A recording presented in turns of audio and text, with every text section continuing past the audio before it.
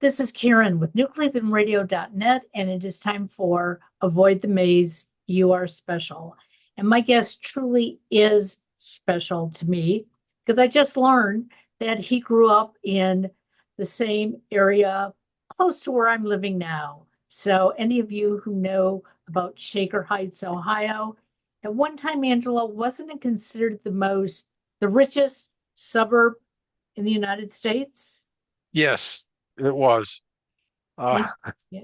And I'll tell you, it is still beautiful. It is still absolutely beautiful in Shaker Heights. So uh, kudos to those who live. yeah, it was a great place to grow up. And beautiful tree-lined streets, good education system. Everybody was in pretty much the same socioeconomic area. And of course, I grew up there in the 50s and 60s, and that was probably the highlight or the golden age of Shaker Heights. But it's Absolutely. still terrific now. Yeah, It certainly is. And, you mentioned also to me before we came on that you didn't go too far away to go to college. You went to Case Western Reserve, which is right, basically next door to Shaker Heights. Uh, right. and that campus, I don't know if you've been back recently, but since I moved here in the 80s, it has truly expanded. It's unbelievable. It's beautiful. And For me, I have been back, and it's unrecognizable. yeah, I'm sure. Uh, I'm sure. yeah. Yeah, my old fraternity house is now a parking lot. Oh, Uh, but I played a couple sports there. I played football and baseball, and the athletic facilities were not good compared to what they are now. They're terrific now.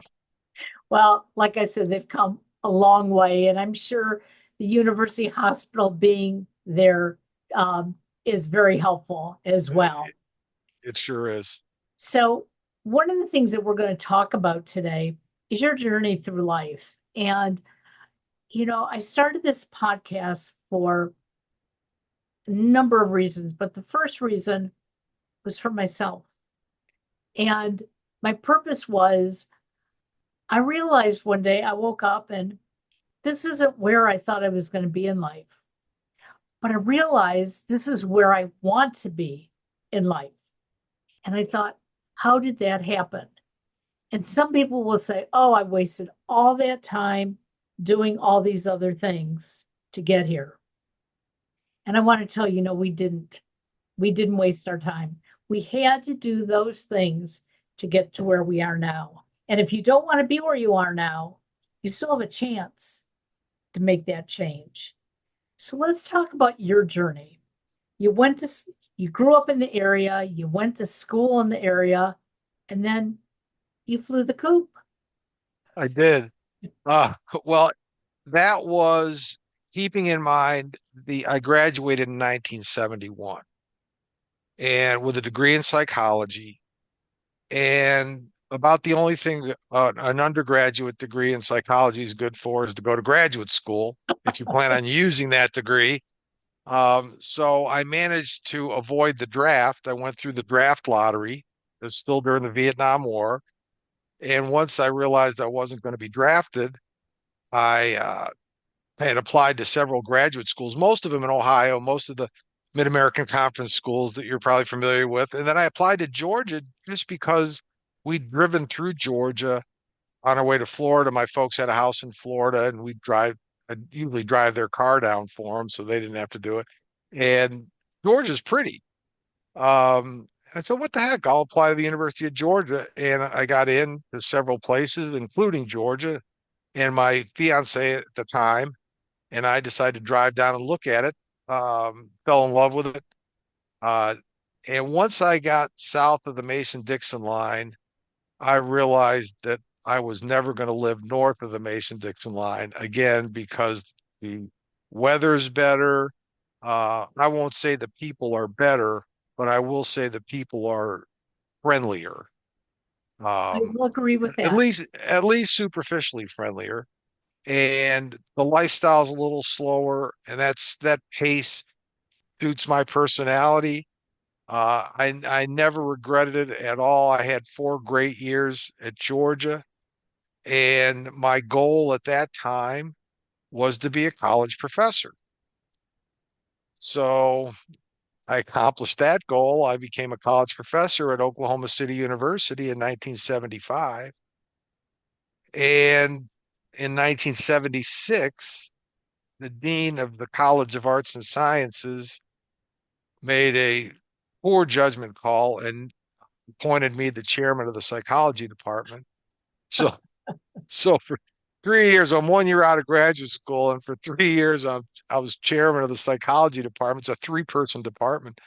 Um, and the only good thing about that was I got to make out everybody's teaching schedule. So I made out the best teaching schedule for me.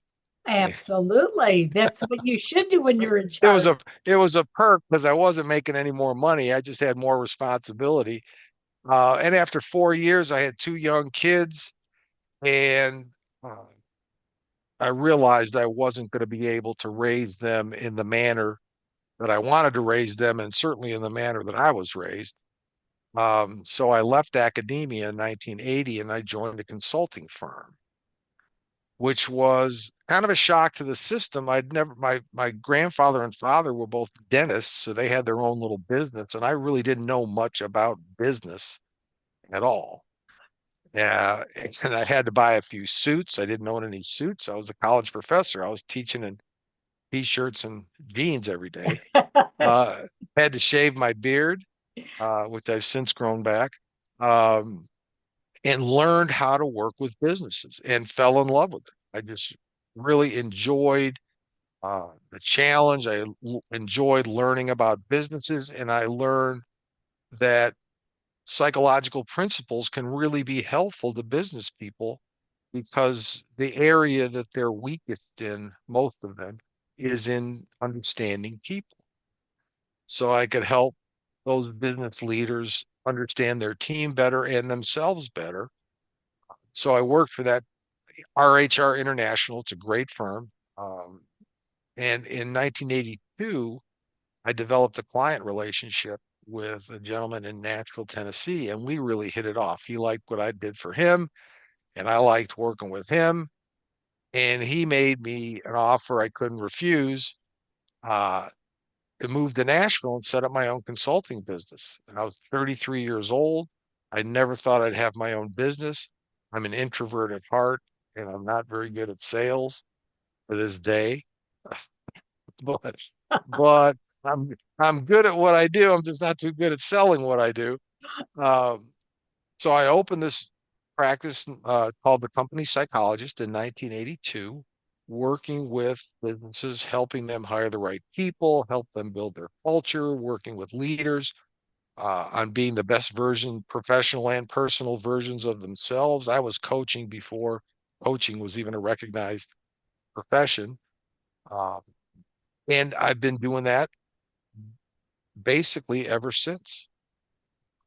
On a personal note, since professional side is just a portion of the journey, that's been the one constant. I've kept my practice for 42 years. Um, my wife and I got a divorce in 1990, uh, 2 teenage kids at the time, because really I realized I was not the person I wanted to be. That was a really big choice point. I recognized that somewhere along the way, I'd kind of gotten lost. Sure. And I was trying to be all things to all people, and I wasn't being anything to anybody. Yeah, so I needed a reset. Um, so that was my way of getting a reset. And I really did some soul searching and self-evaluation at that point, and really went through I had some good friends that helped me through it, and met my second wife while I was still separated from my first wife, and she was separated from her husband. And we developed a terrific connection. She was very different uh, from my first wife. She was a Nashvilleian and knew literally everybody in town. She was very outgoing and vivacious, and I'm like I said, I'm an introvert. So the way I used to her name was Ginger, and the way I used to describe Ginger is Ginger's was not the life of the party. She brought the party with her. Um, so so we had a terrific marriage. She had a 2-year-old son when I met her, and I raised him like I Oh, raised my other two boys. We're still very close. In fact, we just played in a golf tournament together last weekend.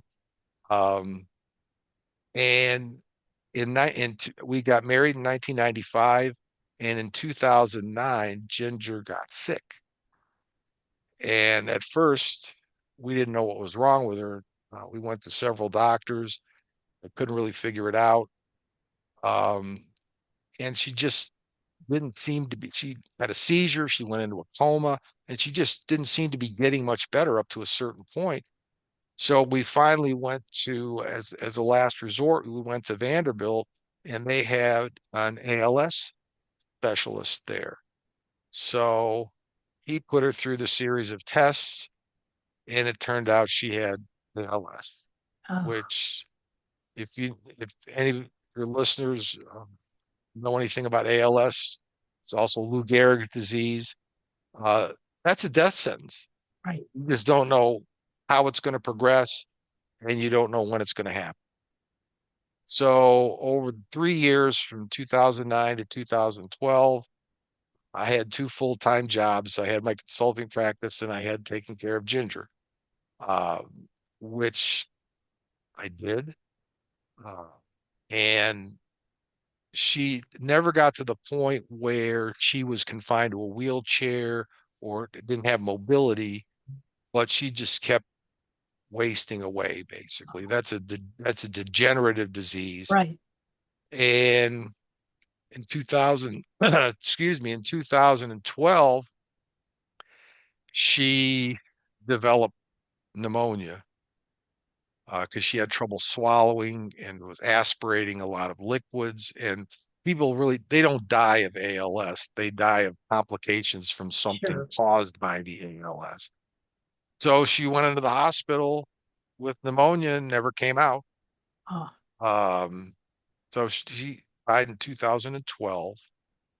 And I learned a lot from that experience. Uh, I learned a lot about myself. I learned a lot about other people. And one of the big things I learned about other people is that the people who are going to help you through difficult situations just show up and do it. The people that say, if there's anything I can do, let me know, don't count on them. They're just saying that to make themselves feel good. But there I did have a good group of friends and family. My sons really stepped up, helped me through that. Um, and about 9 months later, I met my wife, Rachel. And interestingly enough, I had known Rachel in the early 90s when I was dating Ginger. She was dating a gentleman who lived two doors down, and we all got to be friends. So she knew Ginger, she knew me, and she, uh, in the intervening years, she had moved away. She'd moved to Florida, then she moved back home to Houston, and in 2010, she moved back to Nashville, and I didn't know. I was busy with other sure. things. Right. Um, well, by 2013, actually, she showed up at Ginger's funeral service, and I didn't know she was back in town. Um, I was happy to see her. Uh, I always liked her before as a person. And a few months after like I said, about 6, 7 months later, um, she called me up and said, "Would you like to meet for a drink?" So I said, "Sure." And I'd really never had an in-depth conversation with her before. It was all just as Sure. couples, and I hadn't seen her in almost 20 years. Um, so we just hit it off immediately. Um, we started dating and discovered that we really just enjoyed each other's company a lot. She's also an introvert, which made it very easy. Our idea of a great party is one we're not invited to. So I love that. we we'd rather uh, just the two of us and our dog Ricky, and we're just fine. So we got married. We started dating in 2013 and got married in 2016. We were living in house that I was living in with Ginger, and Rachel wanted her own house, so I couldn't disagree with that. I thought it was a great idea. So we uh, moved into the house that we're in now, and have never been happier and more at peace in my life than I am right now. Your journey is the journey that we all need to take, not necessarily with all those actual happenings. But what I'm hearing you say is you may be an introvert, but you understand what it is that you want and are looking for. So you were open-minded, okay? You Yes. applied to different colleges for grad school, some back here in the state, some further away. And when something came about, you analyzed it and said, yeah, I'm going to make this change. And the same thing when you went to Oklahoma, and the same thing when you came back to Tennessee, and how you went through changes. It's not unusual. And I wish people would stop thinking it's such a terrible thing to end a marriage if a marriage isn't right. I know that I was the first one in my family to go through a divorce. Now, my parents didn't like my first husband, didn't like him from the day that I dated him, kept asking me, was I sure I wanted to get married?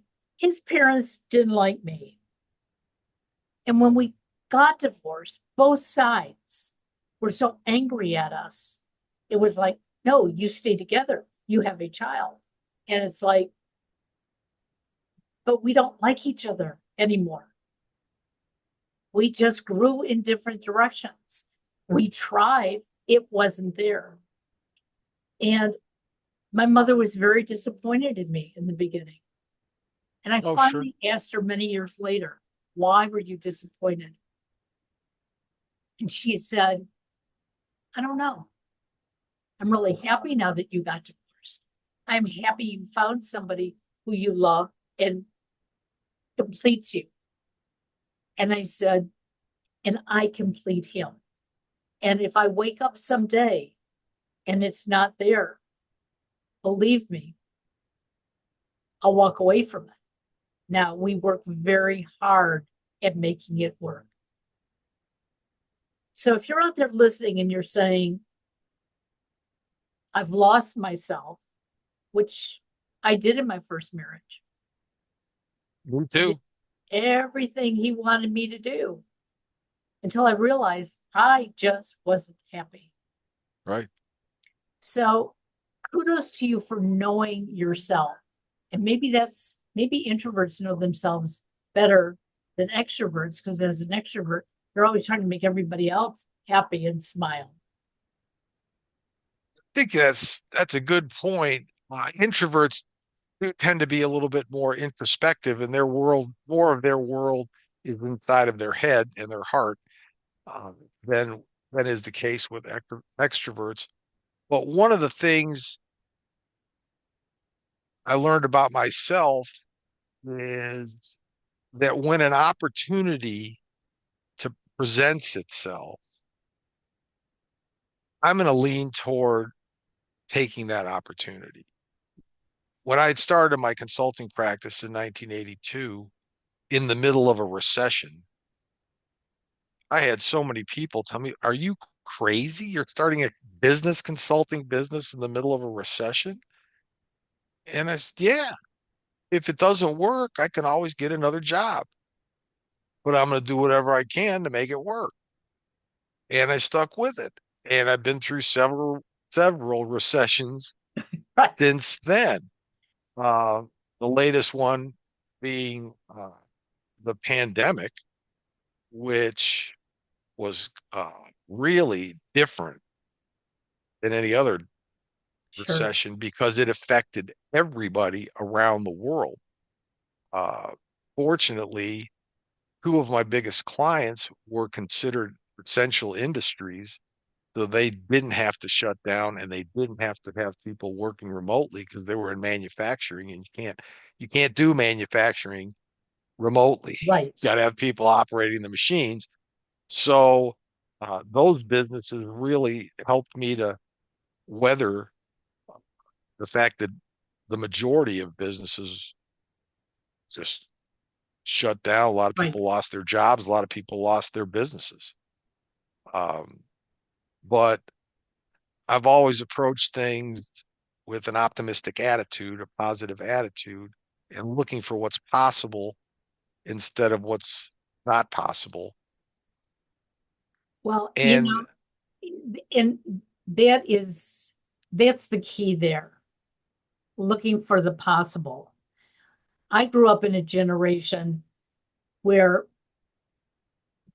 my parents always told me things were possible, but I didn't know how to go get it. Okay. I saw too many people around me being handed things. I didn't come up from a family that handed you anything. Okay. And so I thought I was walking around with a black cloud over my head. What is wrong with me? Why can't I have what they have? And that was, I think, part of what drew me to my first husband because, oh, here's somebody who wants to be with me. So, hey, I'm going to make this work, except I didn't know how because I was never given the tools. right, And I didn't gain those tools until after my youngest son was diagnosed on the autism spectrum. mm, It was like, what am I supposed to do now? I got to right, learn all this stuff. I have to do all these things. I have to be super mom. Didn't have to be, but that's what I became right, until I was so exhausted and I realized I've just devoted 16 years to this kid. He's doing fine, but I've been left behind. You never allowed yourself to be left behind. You kept moving forward. Well, I didn't really see another path for myself. I just did what I felt like I had to do at the time and what I should be doing at the time. And it just kept me, the momentum of that just kept me moving forward. Were there times when I would sit there for a few minutes and feel sorry for myself? Yeah, but not for very long. I mean, you can't feel sorry for yourself for very Right. long. It doesn't do you any good, doesn't get you anywhere. Um, and there were times when I was discouraged and times when I felt overwhelmed, but I always had in my mind that I was going to do whatever I had to do to get through that situation. And perseverance and grit can overcome a lot of difficulties that you might have in your life if you just keep moving forward and keep trying. And not everything you try is going to work, but you still got to keep trying. Well, and you have to learn from the things that don't work. Oh, sure. That's That sometimes the most important lesson you can learn. I didn't understand that until I hate to admit this, but about 15 years ago, because my parents drilled into us do it right, do it right, do it right. And if you make a mistake, own up to it, but you better have an answer when you admit it. And it's like I didn't always have the answer. So I was afraid to admit if I did anything wrong. And it was just about 15 years ago when I realized I was starting to get unhappy with my life, not with my husband, not with my children, not with my family, with me. And that was spilling over into them. Sure. And it was my youngest son who said to me, Mom, get a life. You don't have to remind me every day to take my medication. You don't have to remind me, not to say certain things. You've already done that job. I know what to do. And if I make a mistake, Mom, it's my mistake, not yours. And it was like, Smart kid. yeah. It's like, where did you come from, buddy? But just hearing his words, that's when I started making very small changes. If I wanted to be happy, making him happy was great, but it wasn't necessarily making me happy. Making my husband happy, that was great, but it wasn't enough. And so I finally had to say, hey guys, this is what I want to do. And when they both looked at me and said, go for it, it was like, where have I been all these years? But I'm not going to worry about where I've been because you got to keep going forward. Well, everybody goes through, I call them choice points, where there's a crossroads. There you can go one way or you can go another way. Sometimes there's like 10 different ways you can go. Sure. And the decision that you make impacts the future road that you're going to be on. But what you don't want to do is just sit there at that crossroad and not go in any direction, because life's going to go on with you or without you. So I've always had a bias toward action, and not every decision I've made has been the best possible decision. But every decision I've made, just like every decision everybody else has made, has gotten them to the point that they are now. And one of the things that I coach people on is taking responsibility for the decisions that you've made, because once you do that, you realize that you have the power to chart your own course rather than waiting for outside forces or other people. Other people really don't care about you as much as you care about you. They're going to make the decisions that are best for them. And if it happens to be good for you along the way, that's great, but it's really not factoring much into their decision-making process. You got it. So make the decisions. And you mentioned something really important, and it's taking care of yourself first. You can't really take care of somebody else fully unless you're taking care of yourself first. Right. So, and that, to some people, that sounds like selfishness, but it's really not selfishness. No.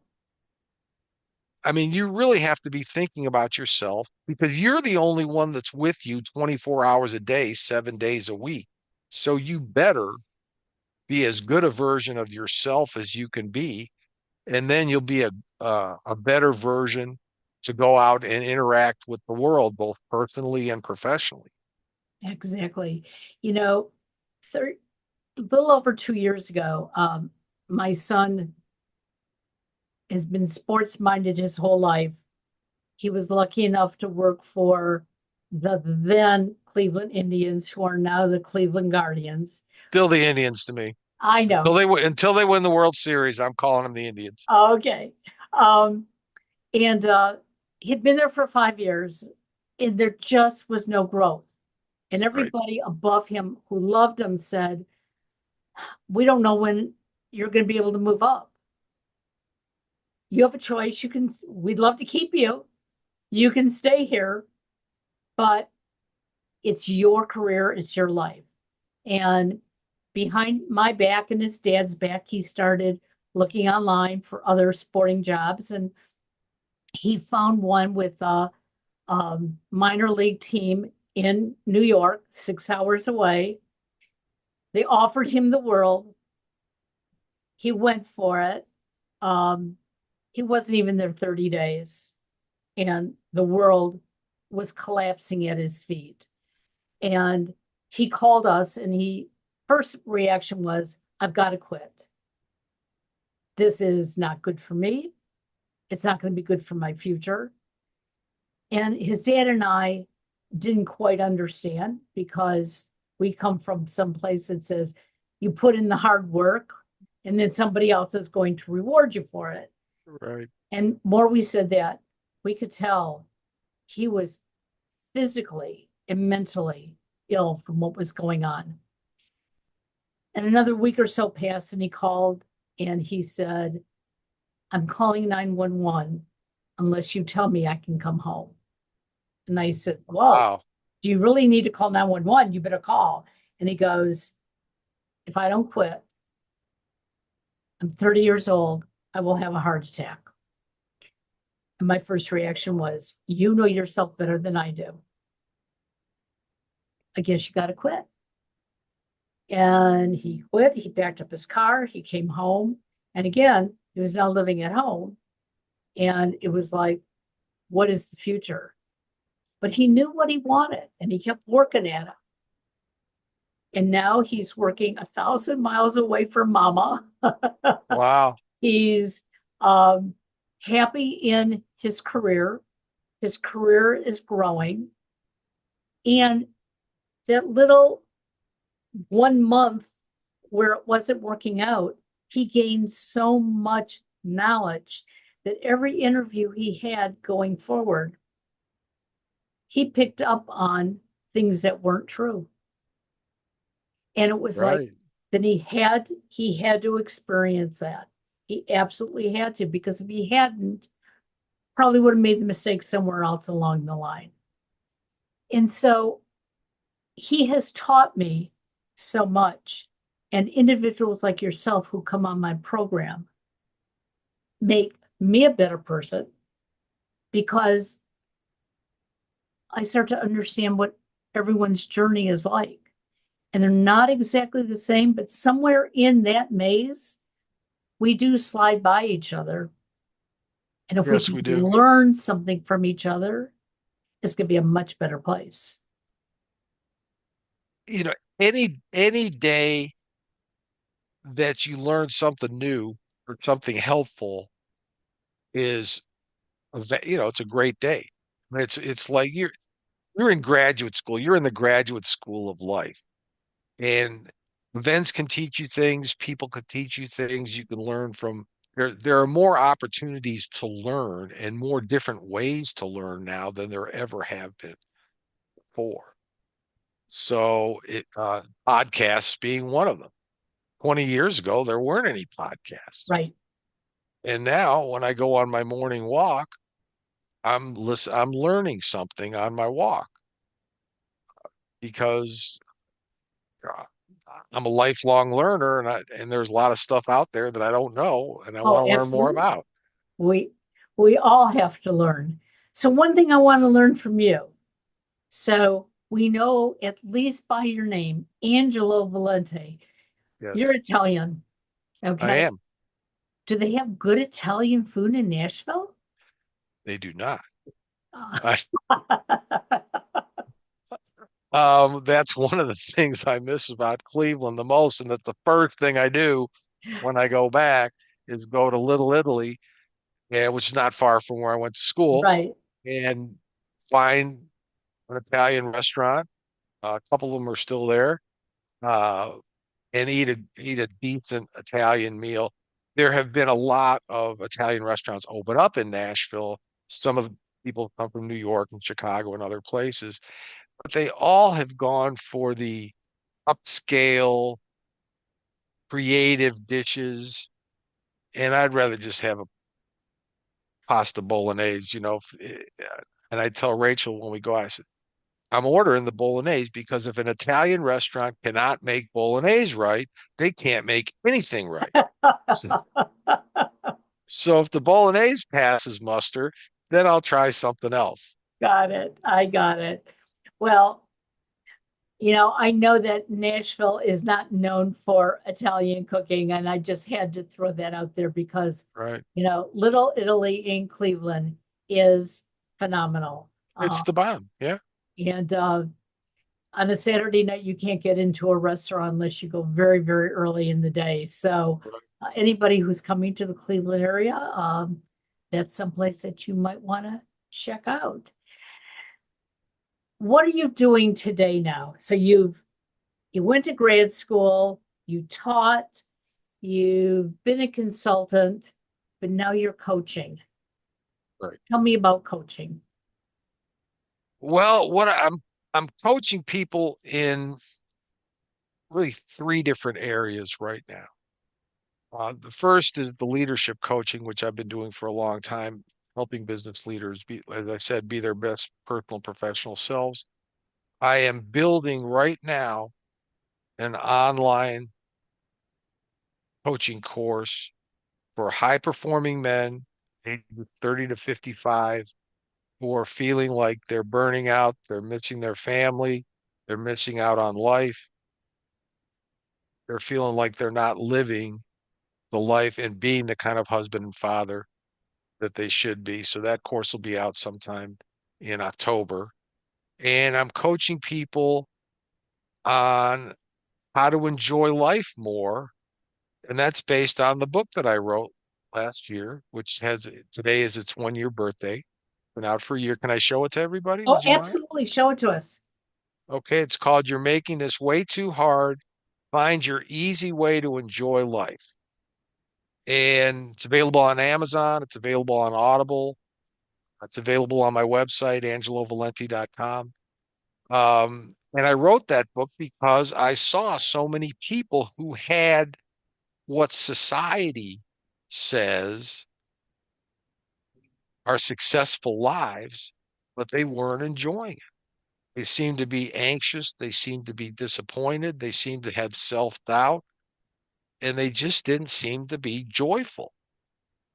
And I think people who have what society says are the trappings of success, and they're not feeling joyful or happy, are more miserable than people who don't have all that stuff Right. because nobody has any expectations for them. So I wrote the book with the idea of helping people just kind of take a step back and realize that the joy is not in what stuff you have. The joy is not in how many famous people you know or the houses that you might have or all the money, all that stuff. That's not what makes you joyful. Um, and there's a section in there on self-care that we talked about. There's a section in decision making, making good choices, relationships. There's a section on relationships. There's a section about money because I think people today have a really distorted idea of what the money, the part money plays in Right. your life. And I had a lot of fun writing it. And people have a lot of fun reading it. And I'm working with people who really want to take the next step in that journey and really apply those principles to their own life because everybody's situation is unique. Yes. And Absolutely. you can apply the principles, but you've got to adapt it to their unique situation. And that's what I'm working on with people You right know, now. I'm going to piggyback on something you said about the people you know. My brother's in the music industry, and for Mhm. many years he was out on the West Coast.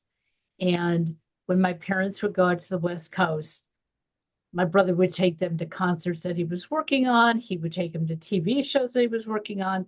And my mother was a 4'11", typical Jewish mother, has no filter. Okay. And he took my parents to the Today Show when Johnny Carson was, and I mean, the Tonight Show when Johnny Carson was still the host. And my Right. brother said to my mother, you can say hi, don't ask any questions, don't make any comments to him. He doesn't like things like that. So my mother said, okay. My father says, I'll keep my hand on her shoulder. She'll be all right. So they get introduced, and my mother says, Oi, you have to tell me, why did you just divorce that woman? Wow. Johnny Nice. Carson sat down with her and had a long conversation with her. Sure. But he had this persona that he didn't want to be disturbed. Well, he wasn't being disturbed. He was willing to meet her. My brother was so embarrassed. After that, he said, if anybody comes out to see me in California and you see a famous person, I want you to put your blinders on and just keep walking. So a couple years later, my husband and I go out to California. We're sitting in this posh restaurant with him eating. And after we're done and we walk out, he says to my husband, are you blind? My husband says, no. He said, did you know who was sitting at the table next to you? He goes, a famous model. He said, that was Carol Alt. You weren't even salivating. He said, you told me not to look, not to Right. talk. My brother knew who all these people were, but he didn't care about them. Right. He cared about his work. Right. And we thought, that he loved rubbing shoulders with these people. He said, no, I have my friends, but they're people. And some of them are down to earth and some are not. And we walked away from that trip realizing that what we thought was so wonderful in his life, it was his music. It was not the people. He Right. had been working with the guy on the corner making music, and he would have been probably as happy, not as wealthy, but probably as happy. Right. So there's the difference. You got to Well, love what you're doing. oh, absolutely. Well, being in Nashville, you can't help but run into Right. famous people. Can I tell you a funny story? Sure. Um, okay, I'm a member of a country club in Nashville. It's one of the two supposedly, well, they let me in. So how prestigious could it be? I was actually president of that club 20 something years ago. Um, but we had a lot of uh, music and entertainment. People are moving here from New York and California, and one of them joined our club. And I was sitting down having breakfast one morning, and there was a gentleman who I didn't recognize sitting the next table over. And I turned to him and I said, this has got to be the best breakfast in town. He said, I don't know. I just joined the club. And I said, oh, really? He said, yeah, come on. I said, so I started talking about Nashville, started talking about the club, and we had a nice long conversation. And uh, turns out he is an Academy Award winning movie and television producer. So I go home and I Google him, and he's got his own Wikipedia page. I mean, he's a Yeah. big deal. So we got to be really good friends. He actually wrote a nice review of my book. But so the next time I said, let's have breakfast again sometime soon. He says, great. So the next time we have breakfast, um, I said, I looked you up and you're a pretty big deal. Not here at this club, but you're a big deal in some places. And he laughed at that because, I wasn't awestruck by him. He's just a Yeah. regular nice guy. Um, but, you're going to run into, we've got country music stars, we got professional athletes, I mean, it's kind of a place to be. Um, we had Taylor Swift has had lunch there, and the staff was told on no uncertain terms, no pictures, don't take any pictures of. And the day she was having lunch, I didn't even bother go up to take take a peek. My wife was kind of pissed off about that. Um, so yeah, um, every people are either good people or they're not good people, and they come in all shapes, sizes, race, creeds, colors, occupations, socioeconomic groups. You just got to treat people as you find them for how Absolutely. they are as a person. You are so right. Well, I'm so glad we had this time together, just like 𝘠𝘓𝘧𝘊𝘧 would say. Yeah, Um, and all your information will be in the show notes. So I want everybody to go out and get Angelo's book. And I'm going to also post your book information on a site that I'm on Facebook. It's called the Ethel Circle. And these are women through ARP. Um, and in some areas, they actually all get together. So, you identify what area you live in. But so many are feeling like they've missed out on something, whether it's because they're empty nesters, they've retired, they were forced retired, they want to go back to work, they can't go back to work, whatever it is. And I just keep posting on there. If we all can just be kind to ourselves to begin with, yes, other people will be kind to us. When I'm not feeling good about myself and I go out, I feel that negative vibe right. because it's coming from within me. It's not from the people outside of me, it's from within me. But if I go out and say, hey, I feel really good about myself, I'll hear somebody else say hello to me. I'll see somebody open a door. Right. That's that's how we should all be trying to live our lives. Find the Right. You good should stuff. associate yourself with positive, upbeat, happy people. I even have a little quote in my book. They say misery loves company, but that's wrong. Misery loves miserable company. People who are miserable want to be around other miserable people, and people who are happy want to be around other happy people. Exactly. So if you're shooting off a happy vibe, your people are going to be drawn to you like a magnet. It's just a fact. And if you're throwing off that negative vibe, people are going to avoid you like the plague. Exactly. Exactly. Well, I wish you the best of luck. If you come to Cleveland, let me know. We'll find you in Little Italy and we'll Yes, you will. good Italian. Okay. Absolutely. All right. Thank you so much. This has Thank been you, fun. Angela. Take care now. Bye Bye-bye. bye.